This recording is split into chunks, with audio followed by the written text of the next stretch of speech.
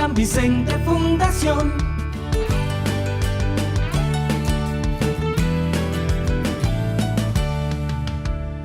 San Vicente Fundación. Bienvenidos al ciclo de conferencias A Nuestra Salud, un programa organizado por el Hospital Universitario de San Vicente Fundación, con el apoyo de sus especialistas que mes a mes preparan temas de gran importancia para todos nosotros, e igualmente con el apoyo del Centro Comercial San Diego, quien nos facilita este espacio de manera gratuita para poder realizar estas conferencias.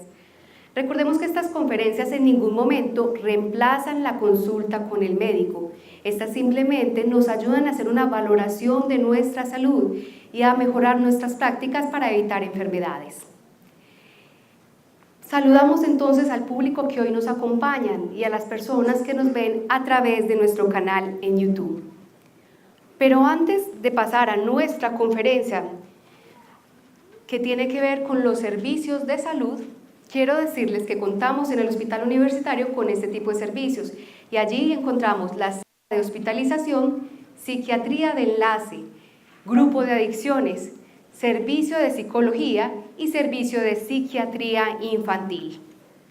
Si requerimos de citas, sea para este tipo de especialidad u otras especialidades, podemos marcar al 448-2626, la opción 1 en Medellín, y otras especialidades en la opción 2 Río Negro. Ahora sí, dispongámonos entonces para nuestra conferencia Obsesiones y Compulsión. Voy a preguntarles, ¿a quiénes no les ha pasado que tienen que ir a mirar si la puerta está cerrada? Ya se fijó una vez y tiene que volver, y luego tiene que volver, y luego tiene que volver. Y nunca estamos seguros de que lo hicimos. O las personas que tienen que estarse lavando las manos constantemente. O conocemos personas que su closet lo tienen organizado estrictamente por colores, ¿cierto? En algún momento de nuestra vida hemos tenido ese tipo de comportamientos. Qué bueno conocer las causas, qué bueno saber qué pasa si es momentáneo o si es repetitivo. Entonces con ustedes, el doctor Vladimir Cortés López. Él es médico psiquiatra y psiquiatra de enlace en el Hospital Universitario San Vicente Fundación de Medellín. Buenas tardes, como les comentaba Claudia, mi nombre es Vladimir Cortés, yo soy médico de Bolivariana, psiquiatra de la Universidad de Antioquia y soy especialista en psiquiatría de enlace de la Universidad Pontificia Bolivariana. La idea ahora es como dejar claro pues, algunos aspectos de este tema, sobre todo qué es normal, qué es anormal, qué tratamientos existen, no solamente farmacológicos, sino también psicoterapéuticos, y qué propone la teoría psiquiátrica y médica actual acerca de las causas de estas patologías. Vamos a hablar sobre qué son las obsesiones y compulsiones, qué son los criterios diagnósticos que hoy en día se estandarizan a nivel mundial para este tipo de diagnósticos, cuáles son los síntomas más característicos, cuál es la epidemiología, ¿sí? En qué edades de pronto es más frecuente, ¿sí? O en qué tipo de población, qué comorbilidades médicas presentan los pacientes, qué complicaciones pueden presentar, qué diagnósticos diferenciales, cuáles son las causas, tratamiento y conclusiones. Entonces empezamos. La obsesión, pues ahora en las diapositivas que siguen también se va a especificar más, pero aquí aparece una persona que sale de su casa, está preocupada si cerró bien o no cerró la puerta, hay probabilidades de que haya una duda porque me pueden asaltar, robar mis cosas, se pierde el animal que tengo adentro de la casa, objetos valiosos. Esta duda constante, repetitiva, ¿sí? Incómoda, me hace que yo me devuelva y revise si realmente cerré o no cerré bien la llave. Luego de que salgo de mi casa y verifico esto, vuelvo y tengo nuevamente la duda si cerré o no cerré bien la llave, a pesar de que la evidencia inicial, la experiencia, ¿sí? La razón y la lógica nos dicen que sí cerré la llave. Entonces hacen un proceso repetitivo donde me fijo 3, 4, 5 veces si cerré o no cerré la llave. Esto es importante diferenciarlo de un problema demencial o de un problema atencional, porque un paciente con una falla de memoria y una falla de atención, pues evidentemente puede tener dudas porque el cerebro no tiene un funcionamiento normal. En un paciente con un trastorno obsesivo compulsivo hay un funcionamiento normal. Se llama esto obsesión y compulsión porque esta duda, vuelvo y repito el ejemplo de esta persona con la llave, es una duda constante, es una duda que quita mucho tiempo, es una duda que usted llegó 1 o 2 horas tarde a su trabajo, 1 o 2 horas tarde a salir de su casa, porque la inquietud se volvió tan incómoda y tan molesta que repetía y repetía el acto. Entonces las obsesiones son pensamientos, ¿sí? El pensamiento de cerré o no cerré bien la llave. También pueden ser imágenes o impulsos, son persistentes, son repetitivos y usualmente los pacientes no desean este tipo de dudas o este tipo de pensamientos incómodos, o sea, genera un disconfort, genera un malestar y se introducen espontáneamente sin razón ni son en la mente del paciente. Cerré o no cerré la llave, estoy con la mano contaminada o no luego de que le di la mano al cajero, recibí el dinero, ¿sí? Cerré o no cerré el carro, cerré o no cerré el gas de la casa, puede haber una explosión, ¿cierto? Entonces hay diferentes tipos de obsesiones. Cuando hablamos que el paciente hace un acto para tratar de suprimir ese pensamiento incómodo, para apaciguarlo, disminuirlo, ese comportamiento que el paciente hace se llama compulsión. Entonces la duda es la llave, ¿sí? Cerré o no cerré la puerta, y la compulsión me devuelvo y vuelvo y abro y vuelvo y cierro. La duda vuelve y aparece y la compulsión es el acto de volver a abrir y volver a cerrar. Eso es muy importante tenerlo presente. Entonces la compulsión son los comportamientos o actos mentales repetidos. Por ejemplo, un paciente puede tener una idea obsesiva de que le va a pasar algo malo a su familia. Mi familia, mi papá, mi mamá se fueron de viaje. De pronto se accidenta el avión, últimamente se caen muchos aviones en el país y en el mundo, ¿será que pasa algo malo? Pero si yo mentalmente rezo el Padre Nuestro 10 veces, un número exacto y estricto, o 5 o 3, cada paciente le pone su número, ¿sí? O rezo el Ave María, o voy a misa 3, 4 veces al día, evito que esa tragedia ocurra. Entonces vuelvo y repito, el temor es el pensamiento de que pueda ocurrir algo catastrófico y la compulsión sería el acto de rezar, el acto de generar una promesa de manera repetida, constante, que quita tiempo, que interfiere con el funcionamiento del día a día para controlar esa obsesión. Entonces la compulsión no solamente es el hecho de ir a revisar la puerta, sino el hecho de hacer algo mentalmente para apaciguarlo. El paciente se siente impulsado a actuar, ¿sí? Para tranquilizar el síntoma que sería la obsesión. Y trata de hacerlo para evitar que ocurra algo temido o algo angustiante. Entonces esto se vuelve un círculo vicioso. Aparece la obsesión de contaminación, la obsesión de duda, la obsesión de un temor incómodo, vienen los síntomas de ansiedad, ¿sí? Taquicardia, sudoración, angustia, ¿sí? Dolor en la boca del estómago, temblor, y el paciente empieza a hacer el ritual para calmar esa duda, esa obsesión y esa incomodidad, y se alivia de manera temporal la obsesión, pero vuelve y aparece la obsesión, entonces se vuelve un círculo vicioso, un círculo repetido que genera bastante incomodidad. Hay que tener presente que no toda obsesión y toda compulsión hablan de una patología mental, ¿sí? Eso es muy claro, no todo síntoma de tristeza habla que usted tiene una depresión, no todo síntoma de ansiedad habla que usted tiene un trastorno ansioso. Usted a veces dice, hombre, ¿será que cerré o no cerré la llave del gas? Y se devuelve. Pero lo hace una vez, ¿cierto? O lo hace 2 veces, pero sigue con su vida. ¿Será que de pronto, esto le pasa frecuentemente a una persona que conozco, será que dejé la puerta abierta y es capaz de devolverse 2 o 3 horas de viaje a verificar si la puerta está abierta o no está abierta? Entonces el viaje se pierde, el avión se pierde, no se pasea bueno porque pues frecuentemente la duda está en la cabeza. Pero esas obsesiones a veces son normales en las personas.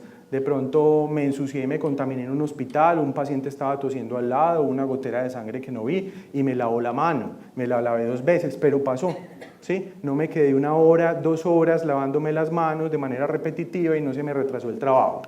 ¿Qué lo hace patológico? Primero, cuando se consume gran cantidad de tiempo y de energía en esta actividad. Revisan la puerta 10 veces, se demoran en llegar 1 hora, 2 horas. El paciente con obsesión de contaminación, por ejemplo, se mete al baño, ¿cierto? Entonces primero se lava la mano, después el pie, después una pierna, después la otra, que no me caiga una gotera de la cabeza en la pierna porque ya me contaminó el sudor o la suciedad de la cabeza en la pierna, y ese paciente se demora 3 horas en el baño, ¿sí? Y ese paciente tiene que madrugar a las 3 de la mañana para poder salir a las 6 de la mañana a trabajar. Es decir, genera una importante pérdida de energía y pérdida de tiempo. Se dice que para que esto sea patológico debe tener una conducta repetitiva de más de 1 hora al día.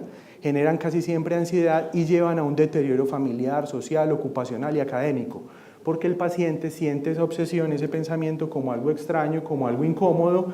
Él dice, yo no sé por qué pienso estas bobadas, se me meten en la cabeza, no las controlo, pero no soy capaz de parar y por eso hago la compulsión. Entonces casi siempre estos pacientes se demoran en ser reconocidos los síntomas, se quedan callados, no lo dicen, pero se pierden tanto tiempo en este tipo de actos que se afecta todo el funcionamiento normal de una familia. La mayoría de los pacientes tienen de manera junta las obsesiones y las compulsiones, ¿sí? O sea, casi siempre van de la mano, pero hay pacientes que solamente tienen la obsesión, y algunos la compulsión, pero en la mayoría de las veces van de las dos de la mano. Y la mayoría reconocen ese síntoma como sin sentido, como sin razón. Se quedan callados, se avergüenzan por sus síntomas, piensan que están locos, piensan que estos malestares y estas incomodidades no son de importancia, entonces no consultan, ¿sí? Y creen que no hay un tratamiento para esto, entonces por eso la condición se vuelve más crónica, más deteriorante y genera más afectación en la vida del individuo. También se dice que afecta los costos de la economía, ¿sí? Un paciente obsesivo que yo lo tengo trabajando y se me lava las manos 15 o 20 veces al día, ¿cierto? En una empresa y se me queda una hora lavándome las manos, pues se me aumentan los costos, ¿cierto? De servicios sanitarios y no me está laborando y trabajando lo normal. Se dice que aumenta los niveles de desempleo, que es difícil vivir con un paciente obsesivo compulsivo, entonces tienden a tener pocas relaciones interpersonales. Y esta lentitud obsesiva de estar planificando, organizando bien las cosas de manera meticulosa, hace que se vuelvan pacientes rechazados porque no funcionan de manera, con el ritmo adecuado normal del resto de personas. Estos son los criterios de DSM-5, o sea, el Manual Estadístico de Enfermedades Mentales norteamericano habla de una serie de criterios que ya más o menos los repasé, los voy a hablar por encima. La presencia de obsesiones y compulsiones se define obsesión, pensamientos o imágenes persistentes que son no deseadas y que en las personas genera ansiedad. El sujeto trata de suprimir, ignorar estos pensamientos con algún acto o pensamiento que sería la compulsión. Por ejemplo, tipos de compulsiones: lavarse las manos excesivamente, ordenar las cosas por colores, por tamaños, por simetría. El paciente se siente mal si la hoja que usted colocó encima del escritorio está torcida, no tiene que estar alineada con los bordes del escritorio. Los lapiceros deben estar a la misma altura, ¿sí? Ese tipo de cosas, o lo que explicaba ahora Claudia. Llegan al closet, los colores organizados primarios, secundarios, los zapatos en bolsas para que no contaminen. Ese paciente se gasta 1 o 2 horas o más arreglando el closet. El objetivo del comportamiento es disminuir la ansiedad o malestar propia de la obsesión, y las obsesiones quitan mucho tiempo, más de 1 hora al día. Esto es importante. No se explica por algunos otros síntomas de enfermedad mental, y aquí hablan otros especificadores que hablan que el paciente tiene conciencia de ese malestar, de esa obsesión que genera la incomodidad. Las obsesiones más frecuentes, ¿cuáles son? Los gérmenes o contaminación. Ejemplo claro de la compulsión: lavado de manos excesivo, uso de guantes, ¿sí? Imágenes obscenas o violentas. El paciente tiene la imagen, esto lo describen algunos en la consulta, la imagen incómoda, la imagen incomprensible, la imagen que genera ansiedad de que ellos ven en plena iglesia, ¿cierto?, un acto sexual indecente. Se imaginan eso, pero para ellos eso les genera un disconfort, un malestar, no están de acuerdo con eso, ¿sí? Ese tipo de obsesiones genera que el paciente pueda tener la compulsión de rezar de manera repetida para frenar ese pensamiento incómodo. Temor a tener una enfermedad. Pensamientos repugnantes, por ejemplo, está al lado de un niño y el paciente piensa, qué bueno darle una patada al niño, pero realmente el paciente no quiere eso, le genera malestar, le genera disconfort ese tipo de pensamiento. Es diferente a que yo sea una persona con un trastorno de personalidad antisocial o sea una persona mala y que quiere darle una patada a un niño. Es diferente, ¿cierto? Entonces hay que diferenciar eso. Disgusto, temor a los desechos corporales. Acabo de entrar al baño, ¿sí? Acabo de defecar. ¿Será que quedé sucio? Me lavo las manos 10, 15 veces. Yo huelo algo raro. ¿Será que los demás huelen raro en mí? ¿Sí? Entonces el paciente entra 3, 4, 5, 10 veces al baño y se baña por ese temor a tener un desecho corporal o un olor incómodo, temor a causar daño a otros, miedo a perder cosas que se puedan necesitar. Esto se ve sobre todo en pacientes con síndromes demenciales que empiezan a acumular objetos. No es que no me botes esa bolsa que me sirve, no es que me botes ese ganchito que de pronto a futuro lo necesitamos, no es que no me botes esta lata porque de pronto hay una crisis y hay un terremoto y nos puede servir para algo, entonces empiezan a acumular y acumular objetos.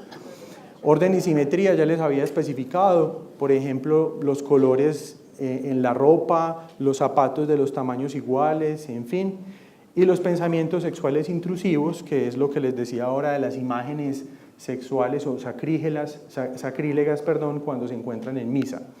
Ejemplos de compulsiones: lavado excesivo frente a la contaminación, limpieza excesiva de los artículos del hogar, ¿sí? Son personas que se quedan 3-4 horas lavando la cocina, solamente el pollo de la cocina, ¿cierto?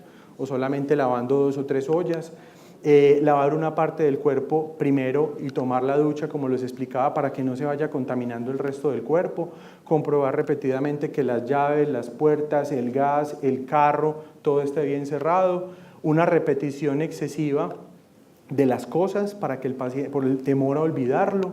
Un conteo de manera ritualizada para neutralizar imágenes negativas. Y acaparamiento de cosas sin importar el valor. Entonces, imágenes de esto: pacientes con lavado de manos excesiva, pacientes con la necesidad de la simetría y el orden frente a las cosas. Entonces, es difícil de detectar el TOC porque mucha gente guarda silencio, porque le genera, además de la incomodidad, la ansiedad, el desagrado, pena, ¿sí? Y vergüenza frente a eso, ¿sí? Casi siempre una pregunta que utilizamos los psiquiatras como para tratar de indagar estos síntomas, porque si yo le hago una lista, hay escalas donde se hace una lista de síntomas obsesivos y compulsivos, se vuelve muy tedioso, pero uno utiliza preguntas como: a veces la gente se molesta por pensamientos no deseados, pensamientos repetitivos o impulsos repentinos y fuertes, por ejemplo, revisar, lavar o contar cosas. ¿Eso le ha ocurrido? Y si esa respuesta es afirmativa, no significa que usted tenga un TOC, significa que uno empiece a explorar con mayor profundidad a ver si eso se presenta o no se presenta, ¿sí? Los estudios epidemiológicos son difíciles porque los criterios que les había dicho anteriormente del DSM-5 han cambiado respecto a otros criterios previos.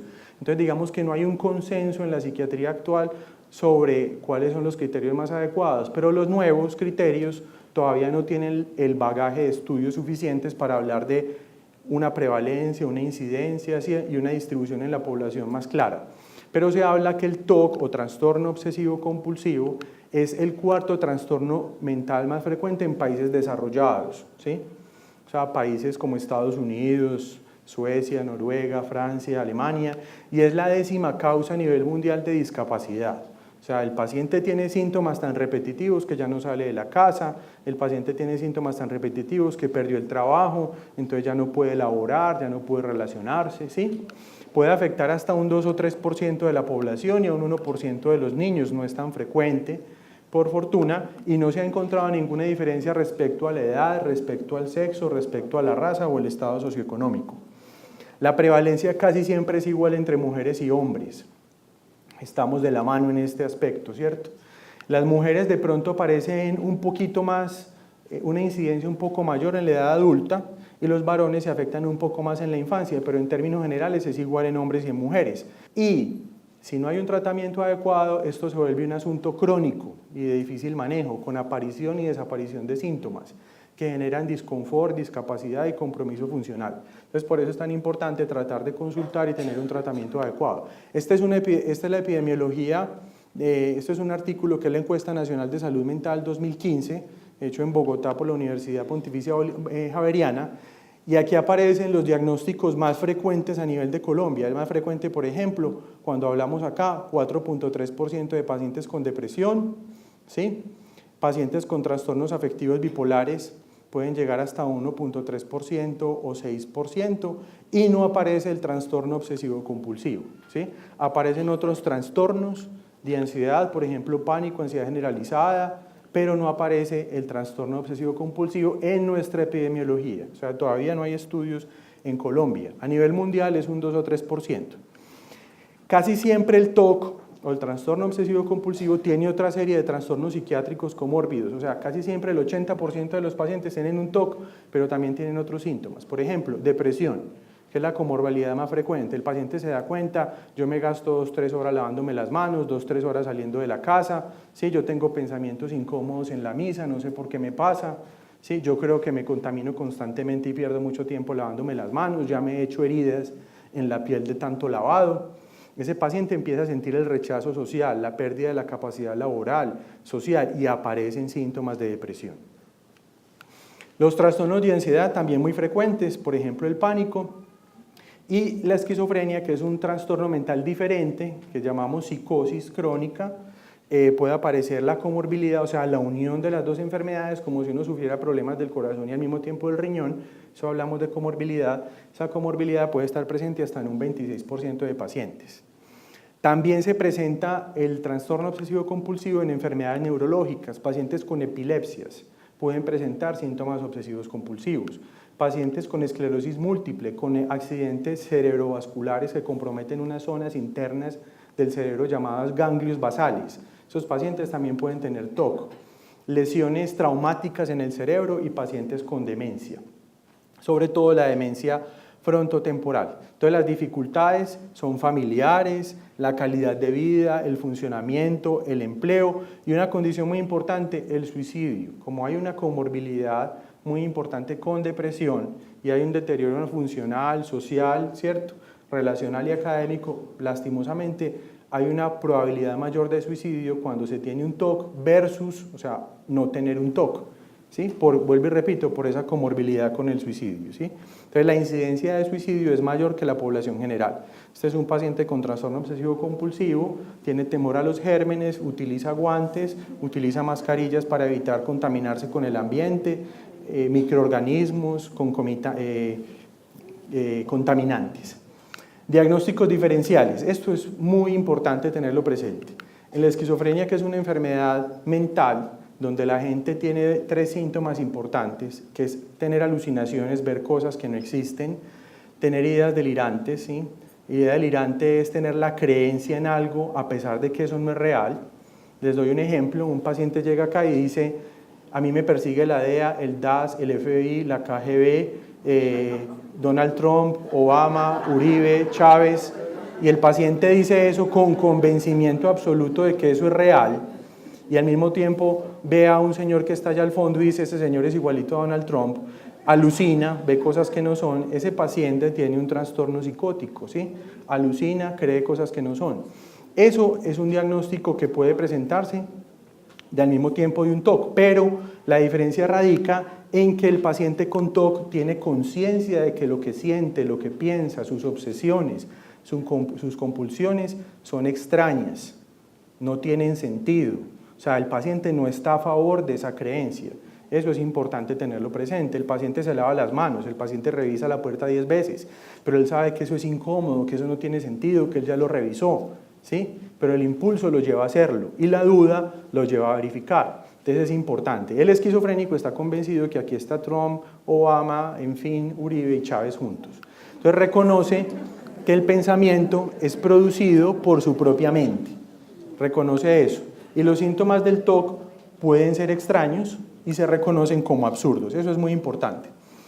En los niños aparecen una serie de trastornos motores, unos tics motores, el niño mueve el brazo de manera repetitiva, dice groserías de manera repetitiva, tiene también tics vocales y al mismo tiempo tiene unos síntomas obsesivo-compulsivos. Entonces frecuentemente revisa si las manos están bien lavadas, revisa la puerta si se cerró o no cerró, si guardó o no, guardó o no los juguetes. Entonces estos síntomas motores, cuando se acompañan de un trastorno obsesivo-compulsivo, se presentan en un síndrome neurológico llamado Gilles de la Tourette, ¿sí? Otro diagnóstico diferencial es el trastorno obsesivo de la personalidad.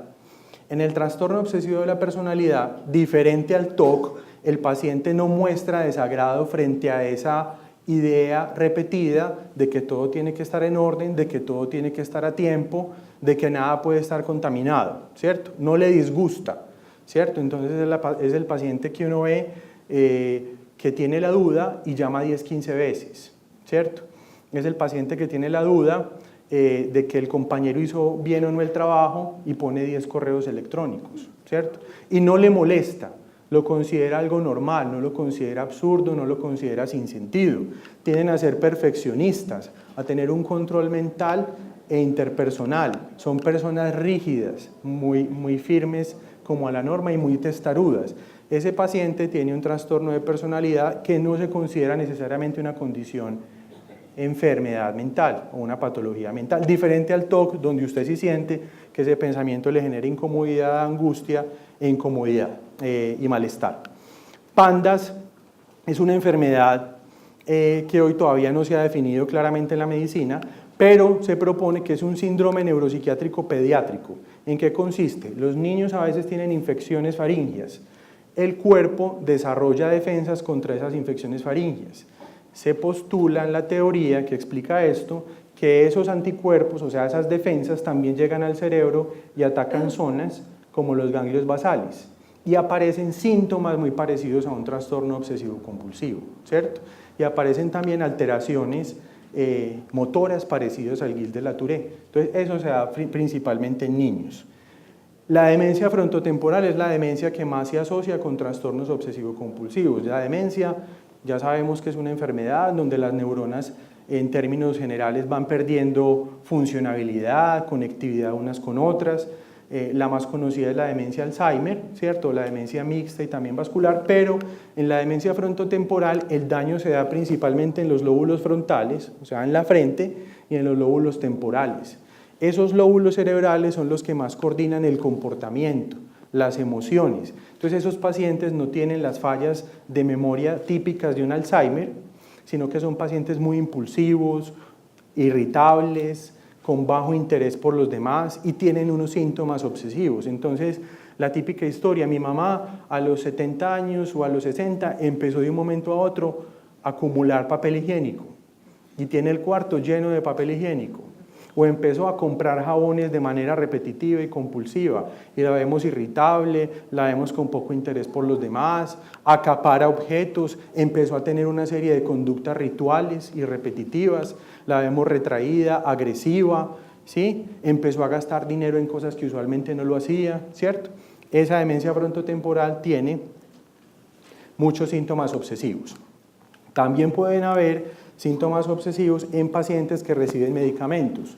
¿Qué tipo de medicamentos? Por ejemplo, los agonistas dopaminérgicos, que son medicamentos que se utilizan en la enfermedad de Parkinson, levodopa, carbidopa, ¿sí? Pranipexol, pergolide, son medicamentos que ayudan a activar el cuerpo del paciente con Parkinson, pero activan zonas del cerebro, ganglios basales, que pueden generar síntomas obsesivo-compulsivos.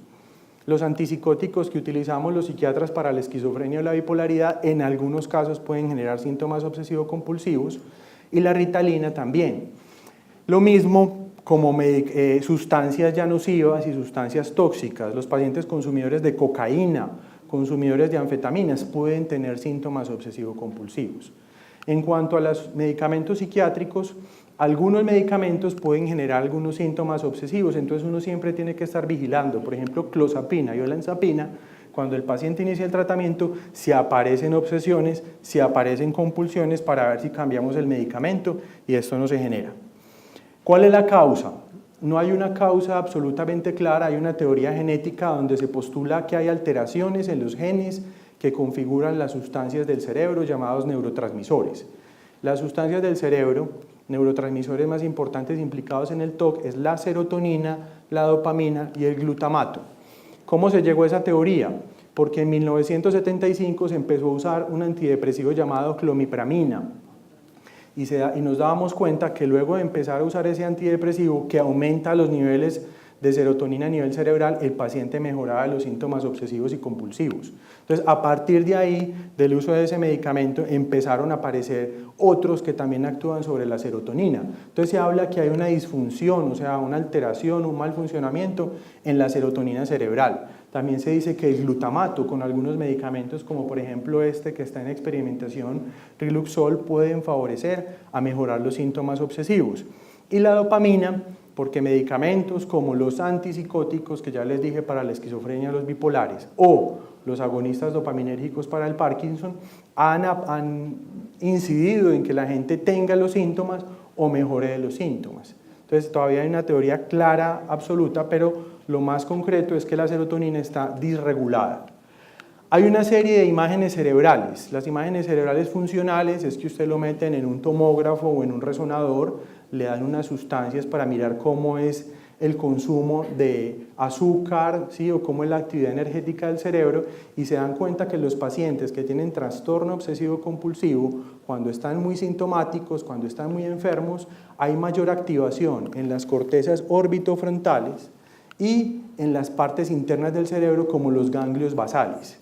Y cuando el paciente mejora de los síntomas, la activación de esas zonas cerebrales disminuye. Estos son los ganglios basales. Esto es como si tomáramos un corte así de la cabeza y la parte interna está compuesta por estos ganglios basales que son parte importante en la fisiopatología o en la etiología del TOC. Entonces tenemos unas vías que se llaman la vía córtico-límbico-estriada, son vías cerebrales por donde pasan estos neurotransmisores, y se dice que la alteración de esas vías, sobre todo de los ganglios basales, son los que están relacionados más con este problema llamado trastorno obsesivo compulsivo. También esas lesiones en ganglios basales se han presentado en pacientes que han sufrido infecciones del cerebro o pacientes que han sufrido enfermedades cerebrovasculares. Entonces ese circuito córtico estriado talámico cortical, que es este que les acaba de nombrar con anterioridad, ¿sí? Este circuito cerebral es el que está más relacionado con el TOC. Tratamiento. El tratamiento consta de 3 cosas. Primero, medicamentos. Segundo, psicoterapia. Y lo último, modulación cerebral, que digamos que son los tratamientos más novedosos y más recientes. Lo recomendado hoy en día es que todo paciente reciba tanto tratamiento farmacológico como tratamiento psicoterapéutico. Farmacológico, pastillas, ¿cierto?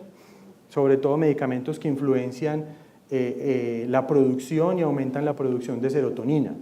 Pero lo ideal es de manera conjunta tanto el medicamento como la intervención psicoterapéutica.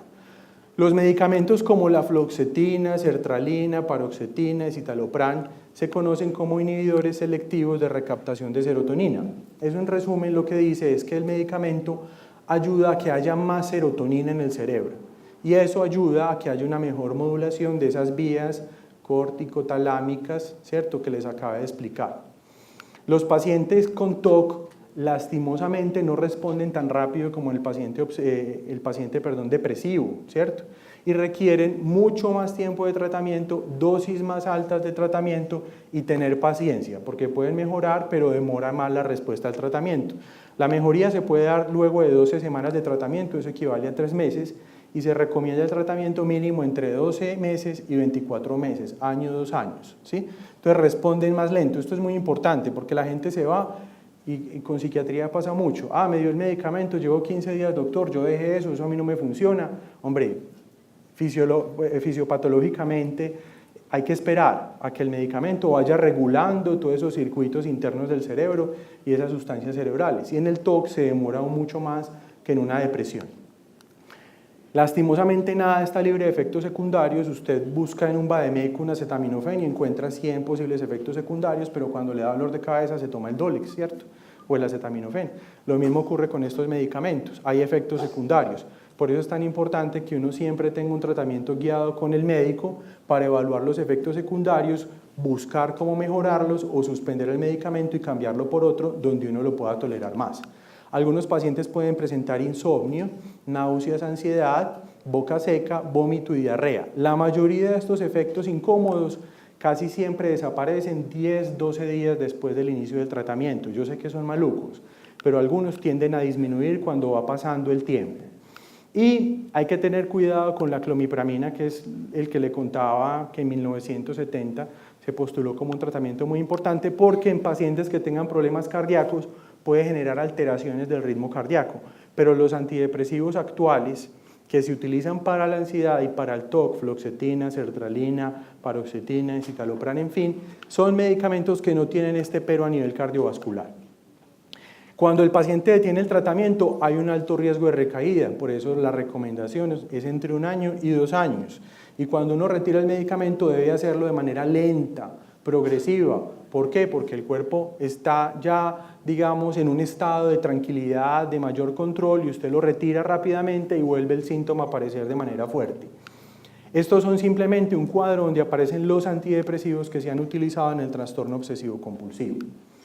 ¿Cuál es la elección del medicamento? La elección depende de cada paciente. No hay una regla que diga todo el mundo debe recibir fluoxetina, todo el mundo debe recibir sertralina, no hay una regla general, sino que uno mira a cada paciente. Pacientes, por ejemplo, con hipertensión, diabetes, toman 3, 4, 5, 10 medicamentos, probablemente la fluoxetina no sea la indicada porque tantos medicamentos más la fluoxetina no ayuda a que esos otros medicamentos funcionen bien dentro del cuerpo, genera interacciones. Entonces, posiblemente se beneficie de otro tipo de antidepresivo. Entonces, todo depende cada paciente. Lo otro que ocurre mucho en psiquiatría, si a mi tío y a mi abuela que tiene un TOC les sirvió alguna vez un medicamento llamado fluoxetina, muy probablemente, como las enfermedades mentales tienen una alta carga genética, le puede funcionar la fluoxetina. Entonces, el caso es individual con cada paciente. La mayoría de los pacientes no responden a benzodiazepinas, cuñita aparte, lorazepam, clonazepam, alprazolam, son benzodiazepinas, se utilizan de manera muy frecuente, pero esos medicamentos a largo plazo generan adicción, dependencia, fallas de atención, fallas de memoria. Entonces no es lo recomendado en el TOC porque son tratamientos a largo plazo. Y hay pacientes que tienen refractariedad, o sea que lastimosamente el medicamento no funciona. Y cuando el medicamento no funciona nos toca combinar 2 medicamentos o otro más para que el paciente pueda tener una mejor resolución de síntomas. La psicoterapia que más se recomienda, o sea, llámese que la haga un psiquiatra o un psicólogo, es la terapia cognitivo-conductual. Esta se basa en que el paciente entienda que las obsesiones y compulsiones son respuestas anormales que él aprendió, ¿cierto? Y que hay que tratar de modificarlas. La psicoterapia que más he ayudado se llama prevención de exposición y respuesta. ¿Y eso en qué consiste? Por ejemplo, al paciente se le expone a miedo. El miedo es no cerraste bien la puerta, ¿cierto? Entonces va con su familiar, pues lo ideal sería que fuera con su psicoterapeuta, no cerraste bien la puerta, ese es el temor. Entonces uno se queda con el paciente y le dice, no vamos a revisar la puerta, ¿sí? Vamos a evitar esa compulsión, vamos a creer que cerraste bien la puerta, ¿sí? Ese es más o menos como el modo de la psicoterapia, evitar que llegue a la compulsión, ¿sí? Por ejemplo, si el paciente considera que tocó algo contaminado, vamos a evitar lavarnos la mano. El paciente puede sentir mucha ansiedad al inicio, pero con el pasar del tiempo la ansiedad va a disminuir. Puede ser que ese es un pensamiento irracional, es un pensamiento que te genera malestar, que te genera estrés, ¿cierto? Pero que no va a pasar absolutamente nada si no llegamos a esa compulsión. Entonces se previene la respuesta, o sea, se previene la compulsión, pero eso se debe hacer de manera gradual, ¿sí?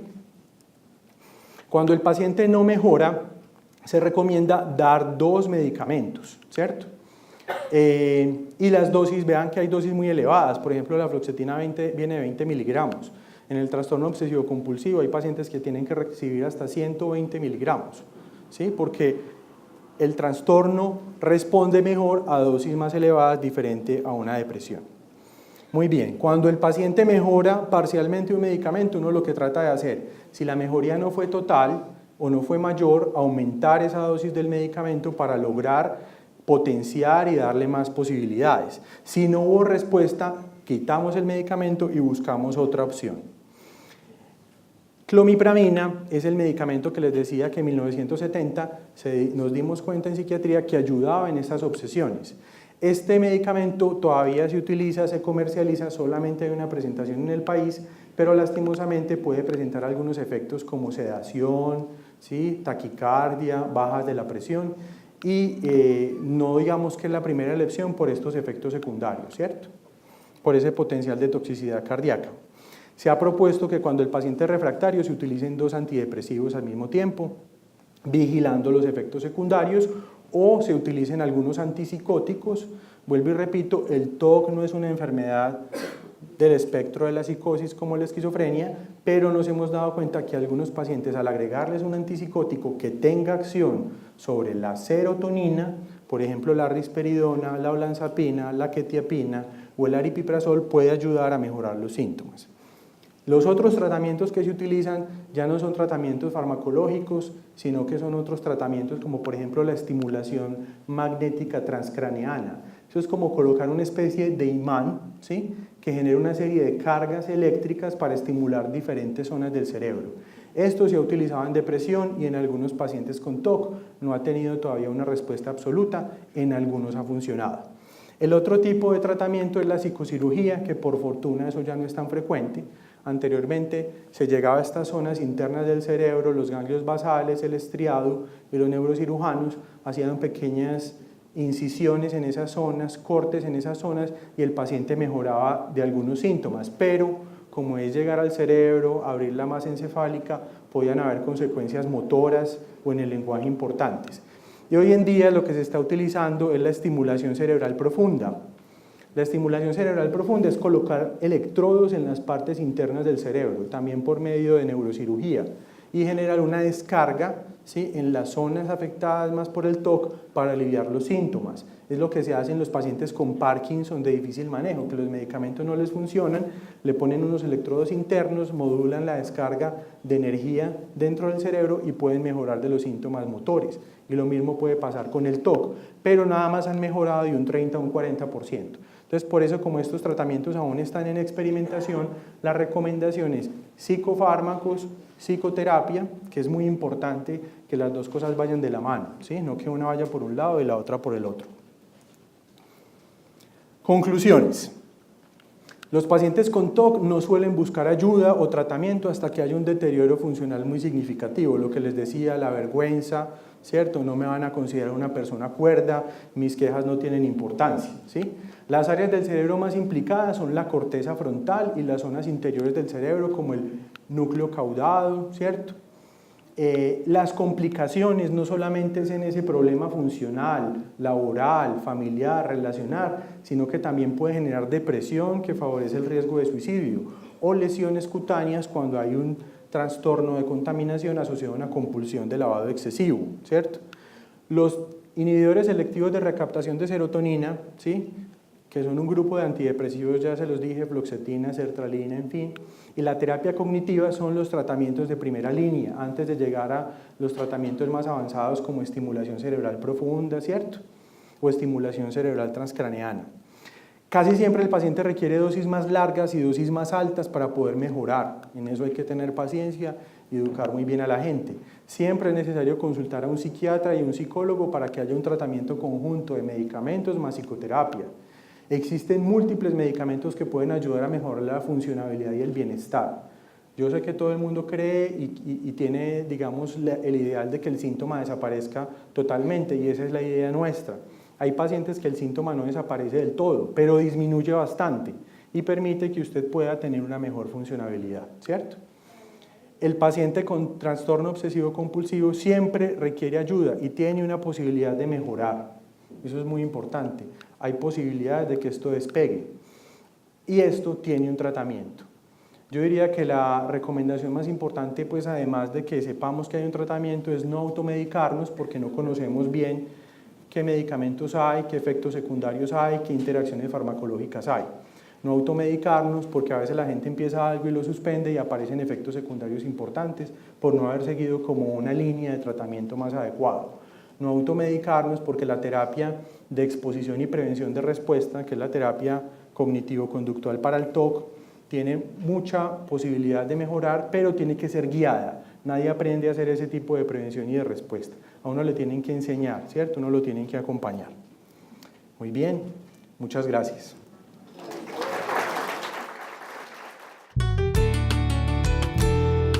San Vicente Fundación.